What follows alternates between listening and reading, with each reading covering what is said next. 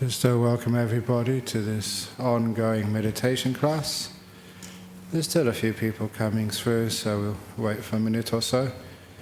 But I will do announce that anyone who's come for the introduction to meditation, the series of 4 lessons where we introduced how to meditate, that lesson is being taken in the room to my right.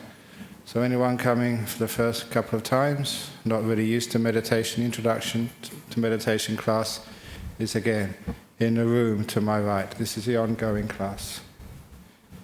So just a few more people to come in.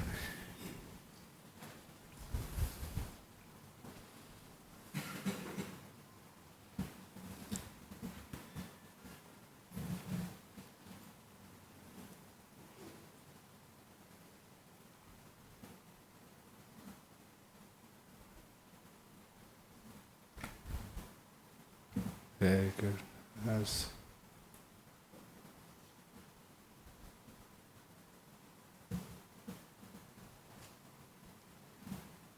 Okay, so as you all know, for the ongoing class, where people come every week on a Saturday afternoon, we do some teachings on the meditation specific to one particular aspect of meditation. So we'll be sitting for about 40-45 minutes after about 15 minutes of introduction. And of course, one of the biggest problems in meditation, what I'm going to deal with today, is the restlessness. And the only reason why a person is restless, why they can't sit still, or they want to go and think about something or move or go somewhere else, it's always because where they want to go, they believe is better than where they are. It all comes from what we call wanting. So a way to overcome that restlessness is to keep saying to yourself, this is good enough, this is good enough, this is good enough. Because a word like this is good enough, now in Thai, podi, that is a word which stops us wanting something more and realize we can appreciate what we already have. It's one of those great definitions of the meaning of suffering in Buddhism, is when we want something more, we can never enjoy what we already have. So in order to enjoy what you already have, we have to somehow just to calm down this wanting mind, which always thinks that something else, something more, something different is better than what you already have. So we say that this is good enough, this is good enough, this is good enough, until we brainwash ourselves and convince ourselves that this moment, this body, this time is good enough, and just going somewhere else is just more of the same.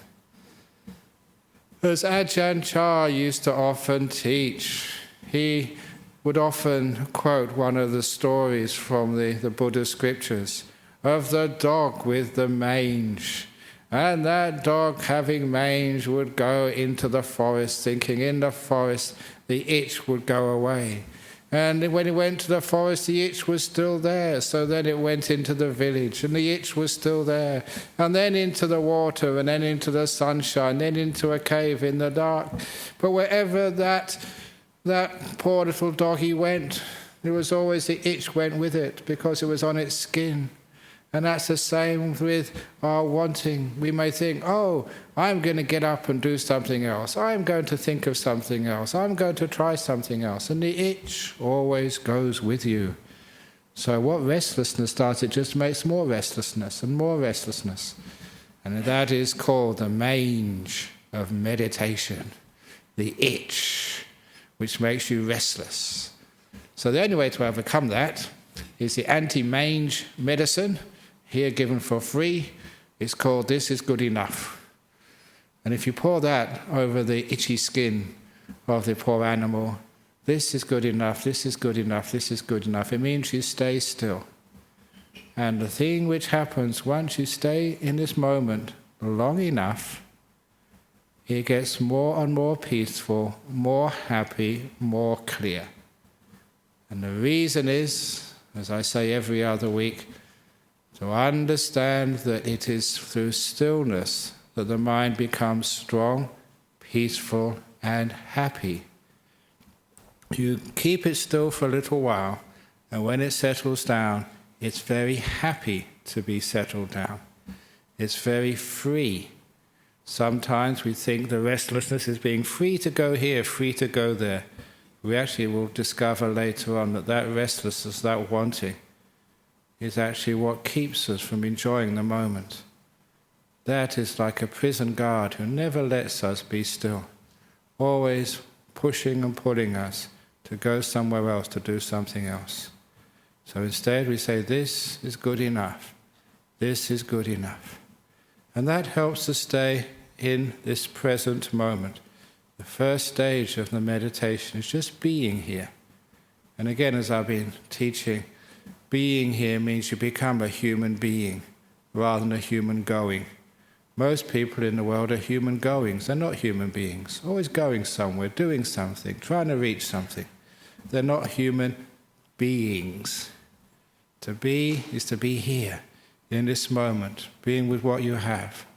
And then you will find that what you have, what you were always running away from, what restlessness was always pushing you away from this and away from that, what it was pushing you away from is peace, is happiness, is contentment.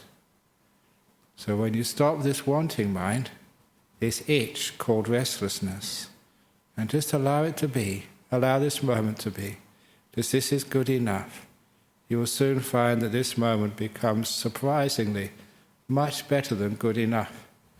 It becomes so peaceful, so still, so delicious, that once you get into the present moment and it starts to become delightful, then you start to wonder why you wanted all these other things, why you even indulged in thinking and planning and remembering things. Why were you destroying this beautiful place of peace, which is there all the time for you, if you could only stop wanting, realizing this is good enough, and to experience the peace in the center of now. It's one of the reasons why I do emphasize the present moment awareness.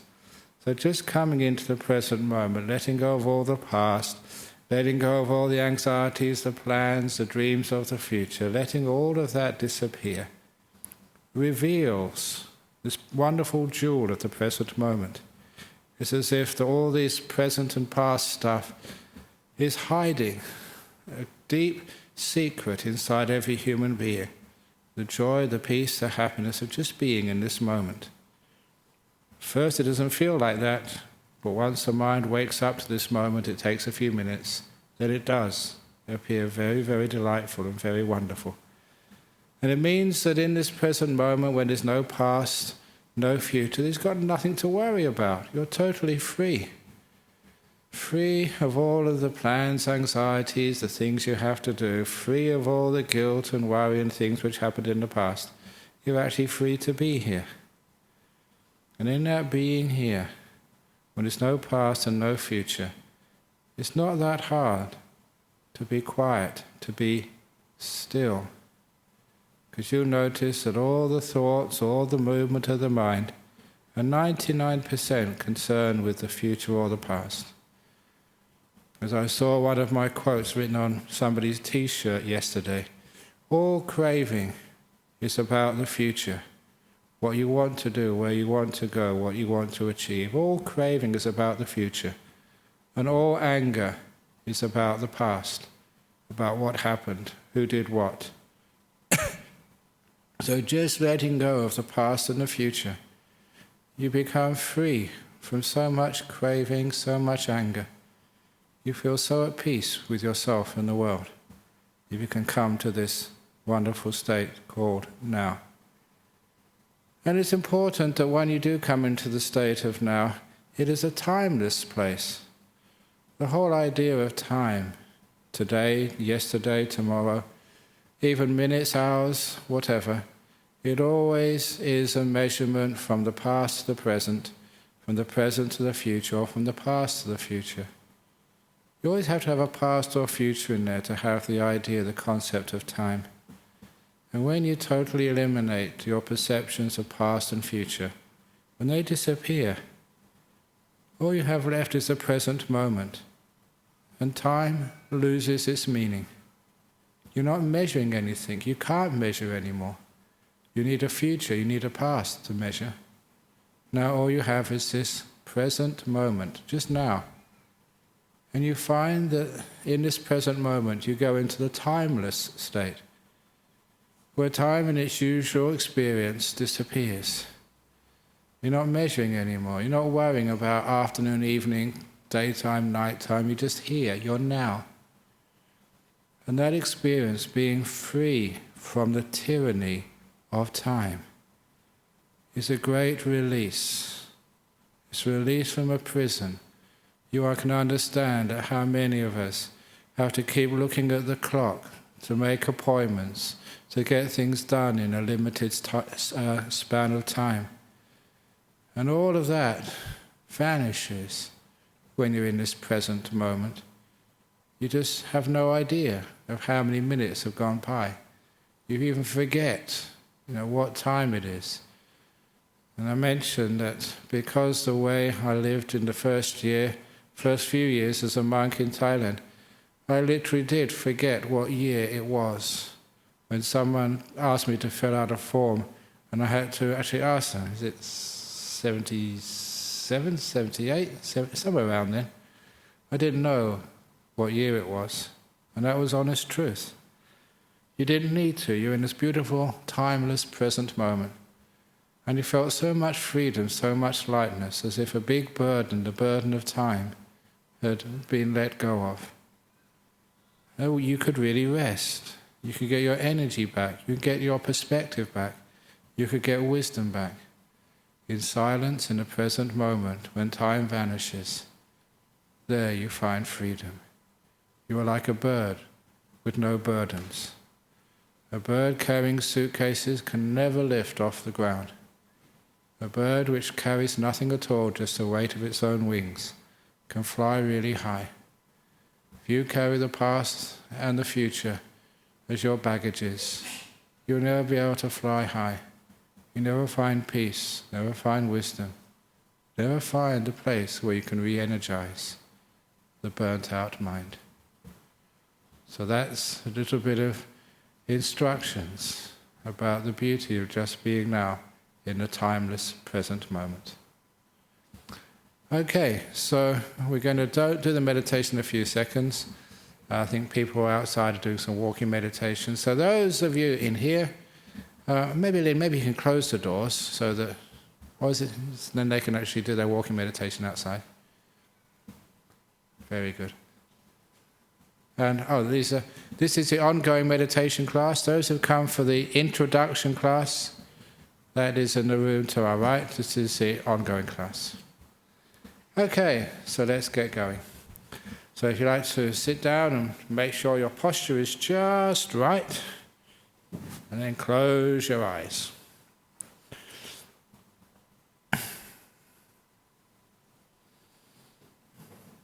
And with your eyes closed, first of all, bring all your awareness to your body. Even if you've been sitting for a few minutes, come back to your physical body. How does it feel right now? Is there anything you can do to relax your body?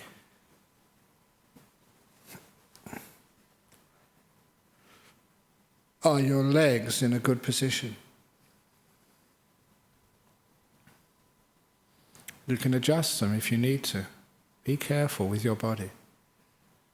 Is your bottom well positioned on the cushion or chair?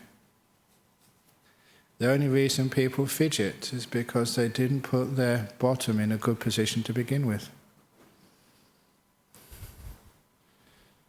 Feel your waist to make sure that it's curved in just the right way so you feel comfortable and not too tense. Same with the rest of the back. A lot of tension is in people's backs because of their inappropriate posture. When you become aware of your own body part by part, you will know what is a good posture just for you. I don't care where you put the arms or the hands as long as they feel comfortable. You can ask your arms and hands, is there any adjustment which will make you more comfortable? Can you make your fingers, your hands more comfortable? If so, do so.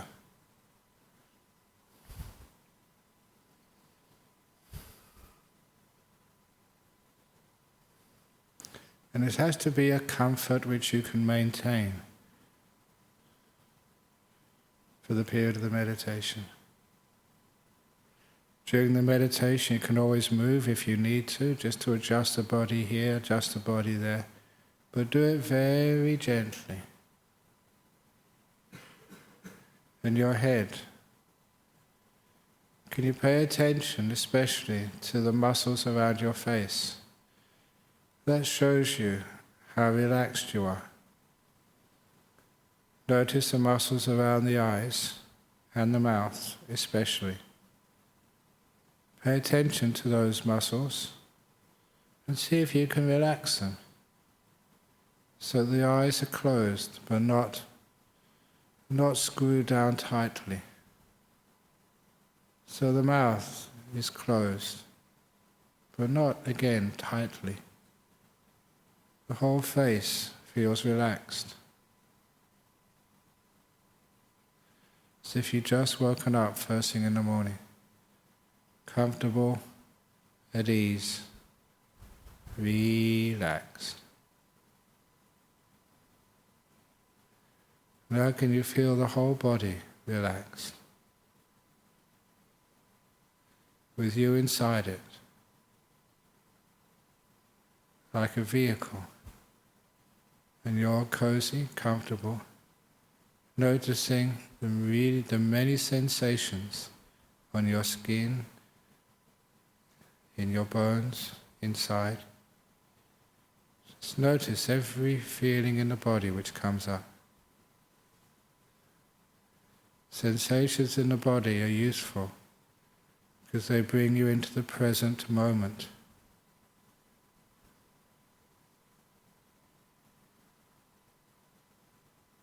And there's not much you can say about them. Is your skin hot, sweaty, tingly? Does your body feel heavy or light? Get to know your body and how it feels. You can also learn how to relax your own body.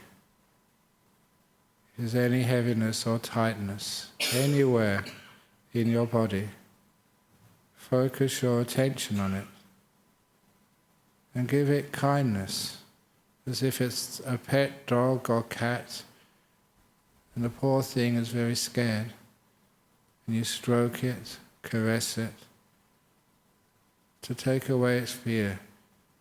And you can imagine that little being, your pet, begin to relax, soften. Its hard body becomes soft and fluffy again. Just like that hard pain or ache inside becomes loose.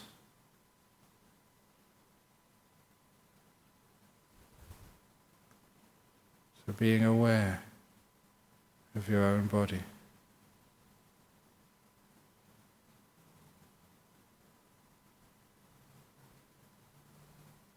And being kind to your body. But once your body is relaxed as much as you can, then you let the body go. Allow it to disappear. As you focus on your mental world. And in order to abandon the past and the future, once again I'm going to lead you through the 2 shopping bags exercise. You imagine you've been carrying 2 heavy shopping bags. Carrying heavy bags or suitcases makes your arms ache. But these are imaginary shopping bags. The one on the left represents your past. The one in the future represents the one in your right hand represents the future. The one in the left hand represents the past. And all your past, your concerns, memories, when you carry them too long, it makes your heart weak and painful. And the shopping bag in the right hand, your future.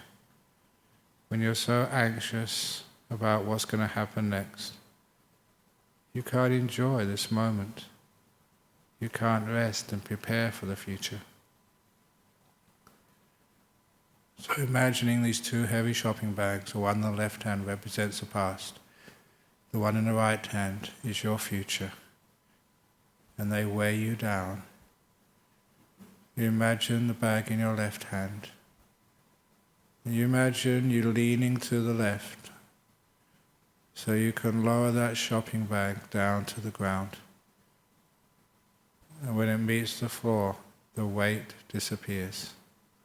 The burden is gone. And you straighten up the back, lift up your hand, so your left arm is hanging loosely by its side. Resting, recuperating, relaxing, having let go of the bag representing your past. And then you have the bag of your right hand, all your anxieties, plans, future. You lean to the right in your imagination, and you lower the bag in the right hand, the future, to the ground, until when it meets the ground, the weight vanishes. Straighten up your back, move your right arm upwards, until your right hand and arm are hanging loosely, carrying nothing. You put down your future. A little mental exercise assists. It helps in the real letting go of all your past and future. And now you are standing, as it were, between the past and the future, in this wonderful place we call the present moment. Now I ask you, what does this present moment feel like? What's it like to be free of the past, not concerned about the future, just being here? This is the real world. This is life. This is the only place you can find peace and truth and meaning. Right now. And as long as you keep your hands off those two bags, you don't pick up past or future. You don't have to worry about how time passes. In the present moment, that's all there is now. Minutes, hours, they just go by. You have no concept, because you are not measuring time. You're just being here. Now. Investigate this now. What's it like? Until you notice the happiness of the present moment. This is good enough. This is good enough. You can say that to yourself. The Thai people here, Poor D, Poor D. This is good enough. Until you can feel contentment. It's beautiful happiness to be here and not wanting to go anywhere in the whole world. Just being here.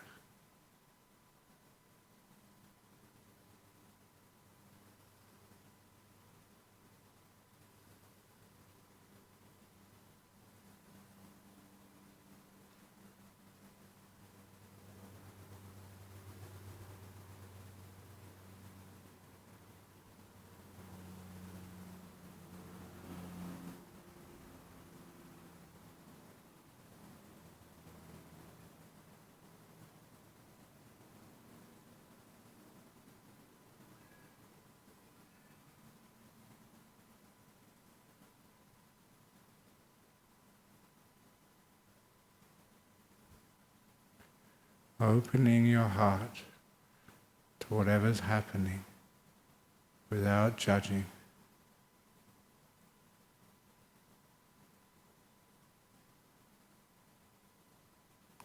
Letting this moment be.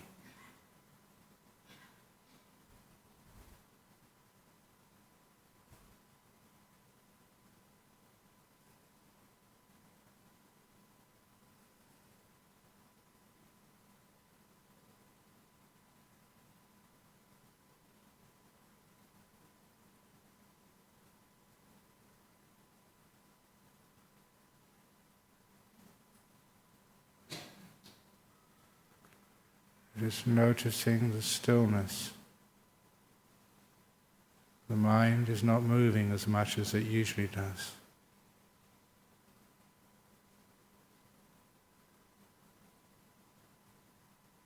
The agitation of always having to do things, think things and work things out, that has lessened considerably. Can you notice how your mental world has relaxed much more? See if you can relax that mental world even further, till it feels totally at ease. A mind which is comfortable.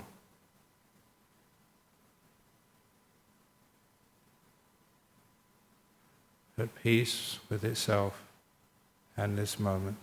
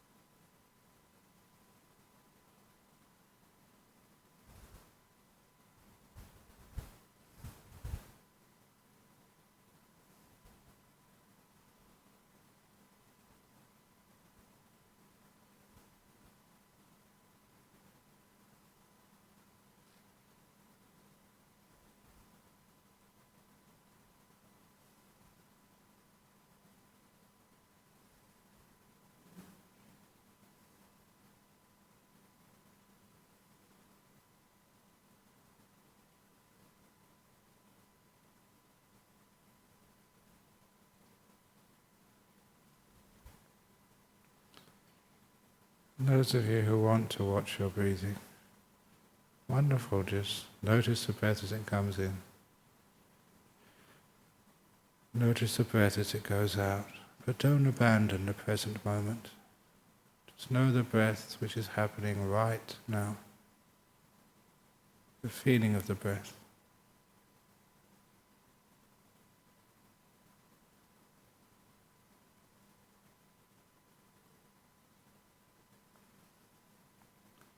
Just breathing in as peacefully as you can. Relax. As if you were sitting by the beach, just watching the waves roll up the shore on a calm, windless day.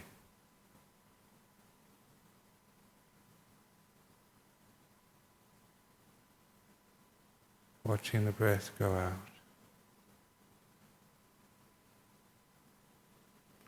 With nothing to do in the whole world, totally free of jobs to be done. No plans to be made, no appointments to be kept, nothing to do, free at last. Breathing in freedom. Breathing out peace.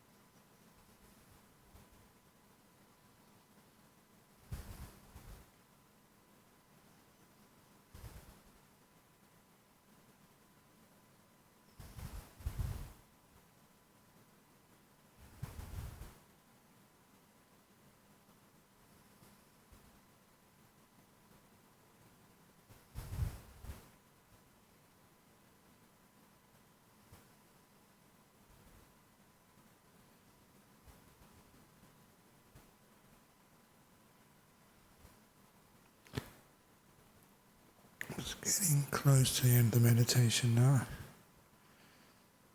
Just how do you feel? See if you can recollect how you came here in the last 45 minutes and how that's altered the emotional world and the physical body. To know the peace of meditation and the freedom from the itch of wanting.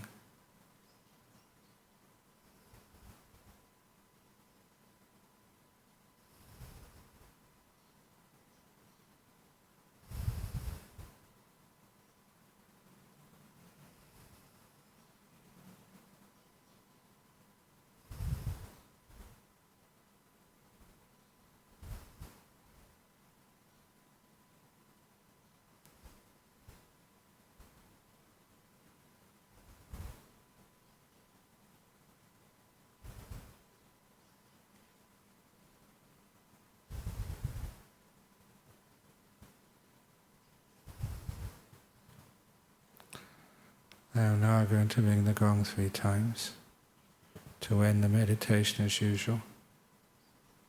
Please listen to every sound from the gong.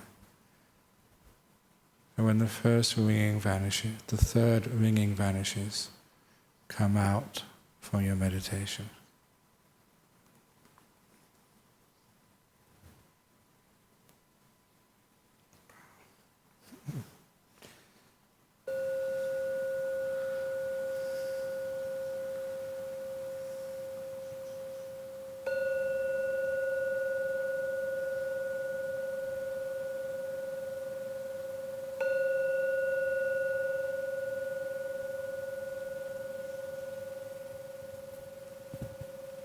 Very good. Okay. So we do have questions, Christina? And again, it's nice to know that these instructions are being listened to all over the world. We have 2 questions. One from United States and the other one from Romania. Dear Ajahn, I know you only want to be in the present moment in meditation. I'll be having a major surgery next week. A tube will be inserted into my bladder tomorrow and I'm scared of this. To deal with this fear, I'm thinking of using a visualization technique today. Imagining being there and it's not bothering me. What do you think of this? Or should I try to forget it and deal with it at the time? The doctor kept telling me that I'll be on sedation and will not know anything. Indeed, so many people have this and you don't have to worry about anything there. I just still remember the time, just anecdote time now. How many years ago was I in hospital here? About 20 years ago. This last time I was, 21 years ago? Yeah, something like that. But anyway, I went into a hospital and was in a war with 3 other men. And you know what stupid men do when they're in hospital? We start talking about things. We started talking about what's the worst procedure in hospital. And one said, this procedure, that procedure. And then the guy in the next bedroom, he said, no, there's nothing worse than a barium enema, he said. And then the guy opposite, he went white. I'm having barium enema tomorrow. It's a totally stupid conversation. But this bladder inserted, you'll be under sedation, you won't know anything at all. And it is actually true that sometimes it's the fear of things which makes it hurt. That's why also when doctors, they give you an injection or something, they say, this is going to hurt a little bit. That's the most stupid thing to say. Don't say that. So it's going to hurt a little bit. And you go, and it hasn't even penetrated your skin yet. And I can't go past the story of, he doesn't mind people telling who it is, Amandus at Bodhinyana Monastery. He's been in that monastery a long time. Many years ago, he took out his own tooth. He got very bad teeth, and I saw it. I was walking up to the monastery workshop and I saw him coming out with a bloody tooth on the end of a pair of ordinary pliers. I said, "What have you just done?" He said, "I've just taken my tooth out." I said, "Don't bother going to the dentist. You have to stand in queue and then you have to wait. You have to pay all this money." So I just took it out myself. And I said, "How did you do that?" And I remember what he said. He said, "When I decided to take out my own tooth, that didn't hurt. When I walked to the workshop, that never hurt. When I picked up the pliers, that doesn't hurt. Picking up a pair of pliers, putting it on my tooth and squeezing, that didn't hurt. When I wobbled that tooth, that hurt for about, maybe 3 seconds. Then it was out, finished. Only 3 seconds of pain, that's all. Nothing at all." Now, I often say that when I even started that story, it was hurting you. And it's not even your own tooth, somebody else's. You see how fear creates that pain and that hurt? So one of the best things to do for Ellen from the United States, it would be actually wonderful to learn to be more in the present moment. And you feel there's no pain at all. Right now it doesn't hurt. This evening it doesn't hurt. The following morning it doesn't hurt. And even just the only time it will hurt is when they give you a little needle to sedate you. Tiny little thing. But it's amazing just how fear, which is projection into the future, creates most of the pain in the world. And I'm sure even in torture, it's not actually the pain, it's the thought you're going to get hurt. That is what breaks people.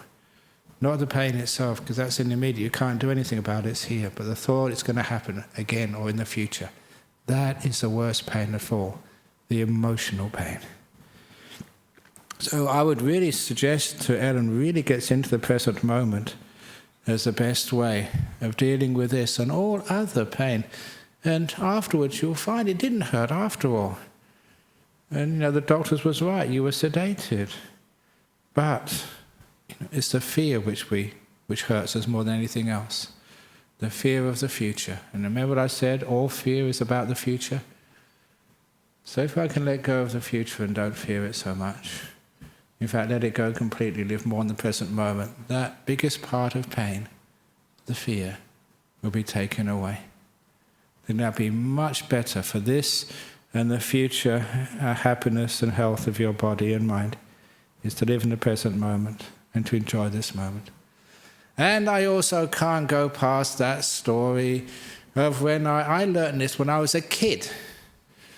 I was having to go to the dentist. Now, I'm 61 now. This was when I was about 8 or 9. It's about 50 years ago. And if anybody of my age knows dentists in those days, they didn't have these fast drills. They just had these old drills where you used to sort of wind up. No, they didn't. I'm exaggerating there. But they were really, everything was dull. They didn't have high technology. Even if they did give you an injection, you should see the size of those needles. They're not the really fine ones you can hardly feel when they put them in your skin these days. This is really old-fashioned stuff. So as an 8 or 9-year-old kid, I was terrified of going to the dentist for good reason too. It hurt much more than it does these days. So when my mother told me, "You've got a dentist appointment tomorrow," I was really upset. I really did not want to go. I was crying and screaming and throwing tantrums, and no way would my mother sort of say, "No, I'm not going to let you go." She said, "You are going to go." So I hardly slept that night. In the morning, I figured out how to get out going to the dentist. I fronted up to my mother and said, "Mother, you don't love me." Any mother who loves their kid would never send them to the torture chamber called a dentist. Kids think they know psychology. They don't know at all. If there was like a children's abuse hotline, I would probably ring it at the time. But anyway, my mother dragged me to that dentist, kicking and screaming all the way and crying. And when we got to the dentist surgery, only then did I find out the appointment was cancelled because the dentist was sick. They didn't have emails or telephone from the dentist surgery. I remember that, all that crying, all that pain, all that, I don't want to go.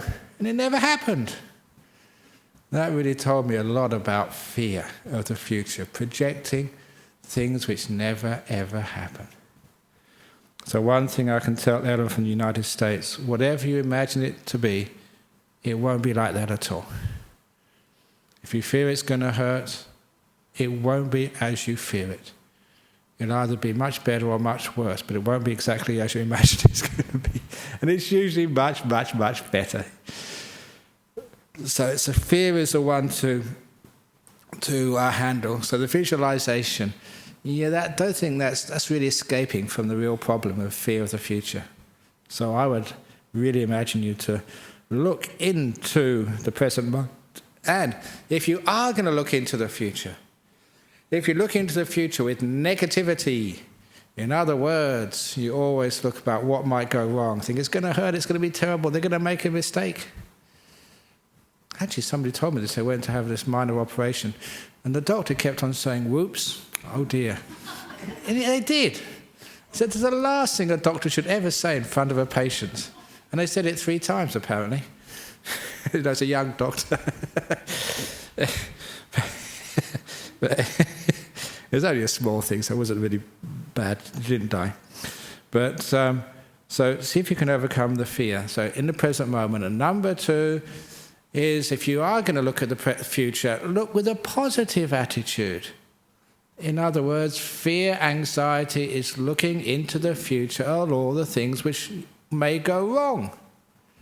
Instead of looking at the future, worrying about what might go wrong, if you are going to look into the future, think what might go right. Isn't that wonderful?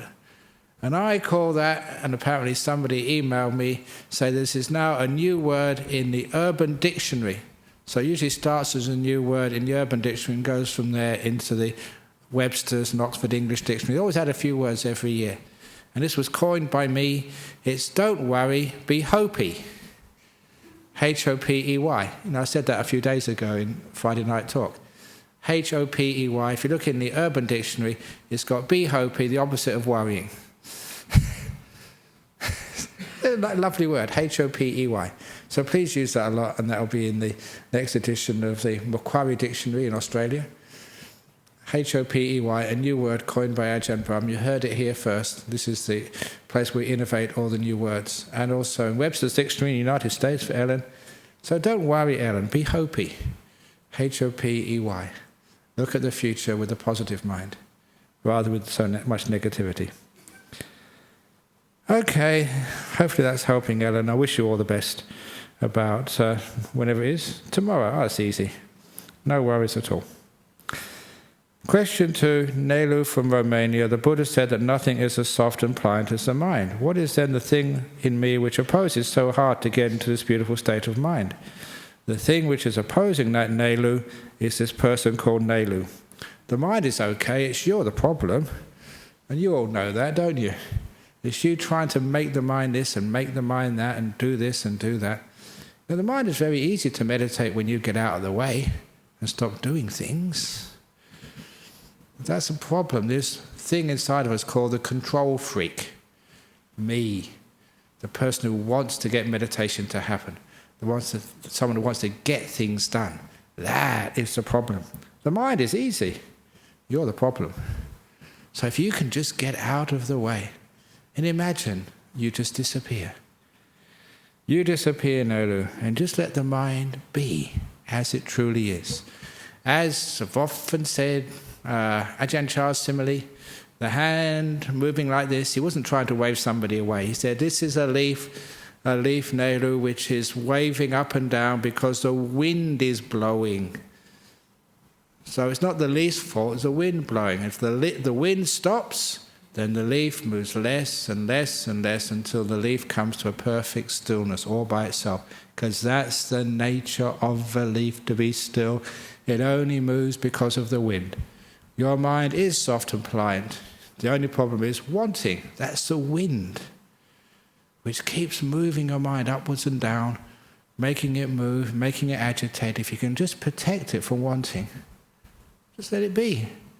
Then your mind will become soft and pliant, as still as anything, because that's its nature. The nature of your mind is to be still. but you keep making it move. That's why in this meditation you've often heard me say, just let it be. Stop doing things. Just be still. And when you stop doing things, when you stop wanting things, your mind becomes still all by itself. That's the trick of meditation, for you to get out of the way and let meditation happen. It's a tough ask, but that's how it works. So Nelu, that's the problem. When you disappear, then you get this beautiful state of mind. It's not hard at all. It's only hard when you're there. When you disappear, the mind is peaceful. Okay, so any questions from the great city of Perth? Any questions from the floor or from the chair, for those sitting on the chairs? Yes?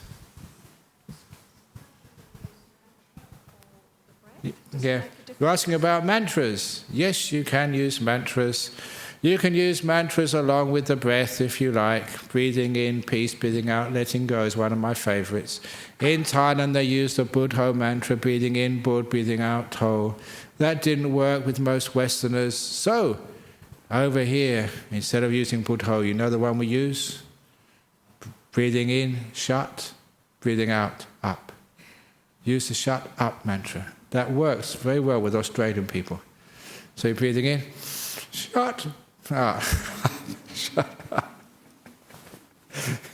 You try it. After a while you think it's funny, but then after a while, wow, this is very important.